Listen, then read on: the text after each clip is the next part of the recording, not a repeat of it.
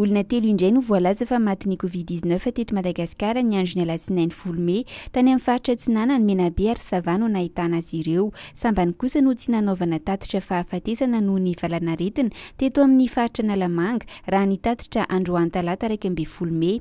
Olona 720 kosa no voamarina fa mitondra tsimokaretina Covid-19 tao anatin'ireo fitiliana 900 natao izay manome tafy abona 1.35 isan-jato. Ny 10 amin'ireo marary vaovao ireo dia eto amin'ny faritra Nalamanga avokoa.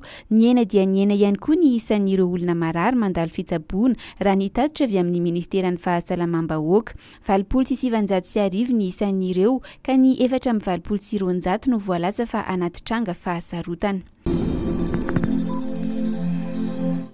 Ivitoerana fanaovana vaksiny fanefitry ny coronavirus 5 no napetraka ao anatin'ny kaomina renivohitra Antananarivo. Ho an'ireo mpitsabo sy mpiasa ny fahasalamana dia na izy mamonjy ny hôpitaly Joseph Ravoahangy-Andrenavalona na ny hôpitaly Befelatanana na ny tobi-pitsaboana centre de soins et de santé Tsaralalàna na ihany koa ny tobi-pitsaboana miady amin'ny pesta eny Ambohimiandra Chapa. Eny amin'ny hôpitaly Soavinandriana Sensoa na eny Ampahibe ao amin'ny fitalehavan'ny fahasalamana ny Tafika na ny toby Ratsimandrava eny Ambohijanahary na ao amin'ny rezimanta première RTS eny fiadanana ho an'ny Tafika sy ny mpitandro filaminana rehetra. Ho an'ny olona diabetika kosa indray dia eny amin'ny Amadiana ho anaovana izany. Amin'ny alatsinainy ho avy izao vao ho fantatra ny fandaminana ho an'ireo olona marefo sy ireo zoky olona mihoatra ny 70 taona.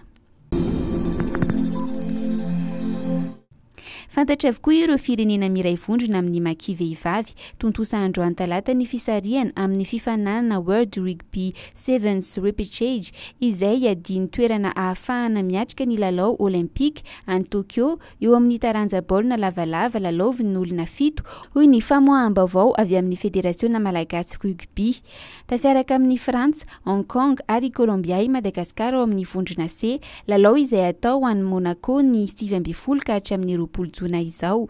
Ekipa vehivavy 12 no hifaninana amin'ny dingana io ka ny roa amin'izy ireo ihany no afaka hiakatra izany lalao olimpika Tokyo 22 izany. Aorian'ny lalao atao isam-bondrona dia mbola isy fifanitsanana mivantana ataon'ireo ekipa roa voalohany isam-bondrona sy ny ekipa roa fahatelo tsara indrindra ahafahana mamaritra ireo ekipa roa any Tokyo.